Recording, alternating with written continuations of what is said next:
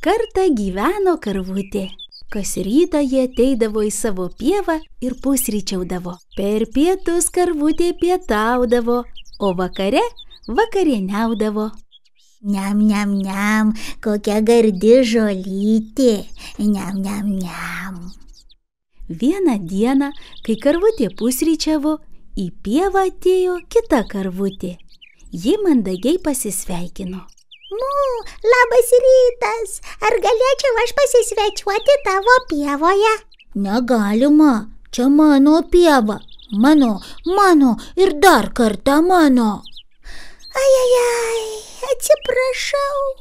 Nuliūdo karvutė, apsisuko ir išėjo iš pievos.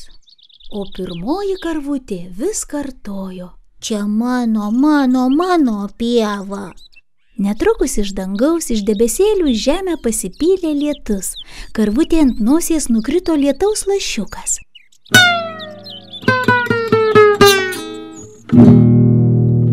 Oi, kas čia dabar? Tai aš, lietaus lašiukas. Karvutė, man atrodo, tu pasielgei negerai. O ką aš padariau? Tu pasielgei nedraugiškai. Juk galėjai pavaišinti kitą karvutę žolyte. Dabar jai liūdna. Ai, liūdna. Aš su savo broliukais lietaus lašiukais palaistysiu tavo pievą ir žolytė bus dar didesnė, dar žalesnė. Jos bus daug. Karvutė pagalvojo ir tarė. Man liūdna, kad kitai karvutei liūdna. Kur tu, karvutė, sugrįžk? Aš čia, ar mane kvietei? Gali svečiuotis mano pievoje kiek tik nori, pieva didelė. Niam, kokia gardi žolytė. Ačiū tau, tu esi labai draugiška, karvytė.